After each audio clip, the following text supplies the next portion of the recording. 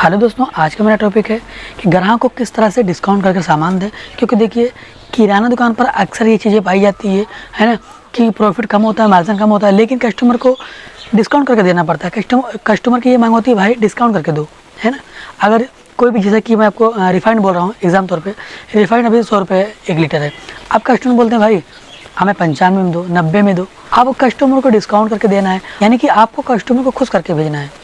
अगर रिफाइंड 100 रुपये लीटर है तो कस्टमर बोलता है भाई हमें 90 में दे दो। सामान आपके यहाँ से पूरा लेके जाता हूँ, पूरा सामान आपके यहाँ से जाता है, तो भाई डिस्काउंट करके दो। और आपको करना भी पड़ता है डिस्काउंट, क्योंकि कस्टमर आपका बना हुआ है ना। कस्टमर की मांग है, कस्टमर खुश करना है आपको।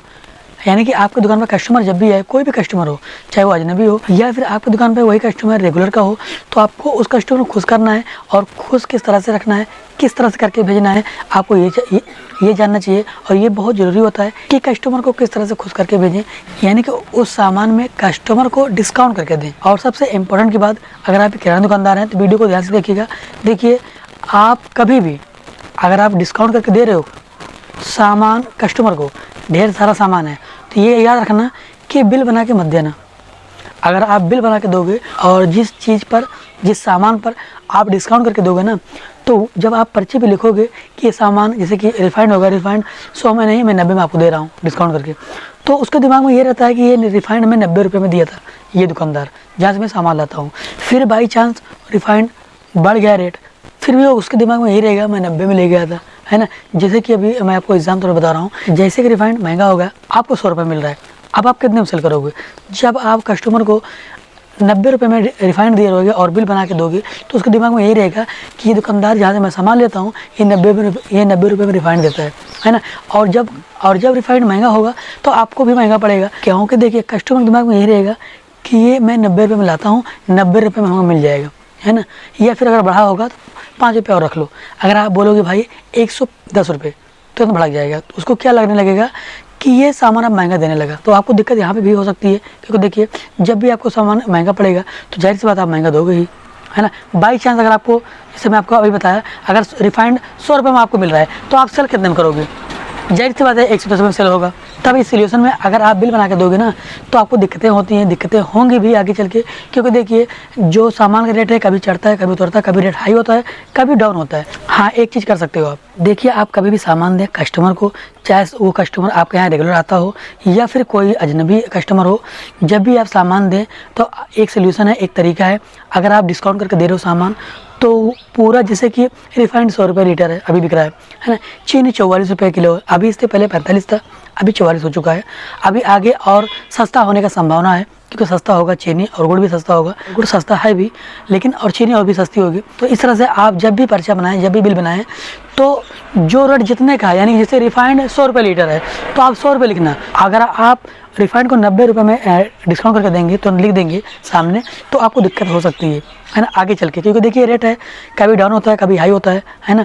तो आपको दिक्कतें हो सकती है, और इस गलती की वजह से आपको जो कस्टमर है ना, वो टूट भी सकते हैं, यानी कि आपके सेल में काफ़ी ज़्यादा दिक्कतें हो सकती है। तो आप कभी भी कस्टमर डिस्काउंट करके दें तो इस तरह से दें, यानी कि सामान का पूरा रेट लिखें। फिर आप जब टोटल करने लगे हिसाब, तो आप उसको बता के देना, भाई इतना हो रहा है टोटल हिसाब आपका, आप इतना दे देना। यानी कि 10 रुपये 15 रुपये आपसे जो भी हो सकता है ना, आप डिस्काउंट करके दे सकते हो। और आप 10 रुपये 5 रुपये डिस्काउंट करके दे रहे हो, आपको किस तरह से एडजस्ट करना है, ये आपके ऊपर डिपेंड करता है कि आप किस तरह से डिस्काउंट करके दे सकते हो कस्टमर को। क्योंकि देखिए, अगर कस्टमर 500 रुपये का सामान ले रहा है, तो चीनी का रेट मालूम है कस्टमर को, रिफाइंड का पता है, तेल का पता है, दाल का पता है, लेकिन इतने सारे प्रोडक्ट में 500 रुपये का अगर सामान ले रहा है, उसको सारा सामान का रेट नहीं पता होगा। तो आपको वो 15 रुपये या 10 रुपये जब भी आप डिस्काउंट करके देते हैं, तो आप एडजस्ट कर सकते हो। बस आपको दिमाग का इस्तेमाल करना पड़ेगा कि आपको किस तरह से और कहाँ पर एडजस्ट करना है, ताकि आपका नुकसान ना हो और कस्टमर भी खुश रहे। तो ये आपके ऊपर डिपेंड करता है। ये चीज़ें जो होती है ना, ये जो प्रोडक्ट हैं, आपको वैसे भी थोड़ा सस्ता ही रखना है। जैसे कि अभी तेल 35 रुपये पाव है ना, तो आप 34 रुपये ले लीजिए, 33 रुपये ले लीजिए, यानी 1 रुपये 2 रुपये डाउन कर लीजिए, ठीक है ना, अपनी सेल बढ़ाने के लिए। या फिर जो डिब्बे वाला होता है 1 पाव का तेल, अभी वो 30 रुपये में सेल हो रहा है, आप 28 रुपये में सेल कर सकते हो, 29 रुपये में दीजिए कस्टमर को। कस्टमर को पता होता है ये चीज़ें, 3-4 ऐसे प्रोडक्ट होते हैं, 3-4 ऐसे सामान होते हैं किराना दुकान का, जो कि कस्टमर को चीज़ें पता होती है, कौन सा सामान महंगा कौन सस्ता है, और आपको ये चीज़ें सस्ती रखनी है। ताकि कस्टमर को लगे हाँ ये चीज़ सस्ता है, क्योंकि आपसे बेहतर पता है कस्टमर को कि कौन सामान कितने का है। तो आपको सामान जो रेट होता है रेट मिनिमम रखना है, यानी कि ये सब सामान आपको 1 रुपये 2 रुपये डाउन करके रखना है ताकि कस्टमर को भी लगे हाँ सामान सस्ता है ना। तो ये 3-4 प्रोडक्ट छोड़कर आपको दूसरे प्रोडक्ट में आप एडजस्ट कर सकते हैं, है ना। जो आप डिस्काउंट दे रहे हो आप दूसरे सामान में एडजस्ट कर सकते हो। ये आपके ऊपर डिपेंड करता है, आपके दिमाग के ऊपर डिपेंड करता है, आपको अपना दुकान किस तरह से चलानी है ना, किस तरह से अरेंज करना है, किस तरह से एडजस्ट करना है, ये आपके ऊपर डिपेंड करता है। तो आशा करते हैं इस वीडियो के माध्यम से मेरी बताई गई जानकारी से आप सहमत होंगे। अगर आपको मेरी वीडियो अच्छी लगी होगी तो वीडियो को लाइक करके चैनल सब्सक्राइब कर लीजिएगा। आज की वीडियो यहाँ तक, फिर मिलेंगे एक नई वीडियो में।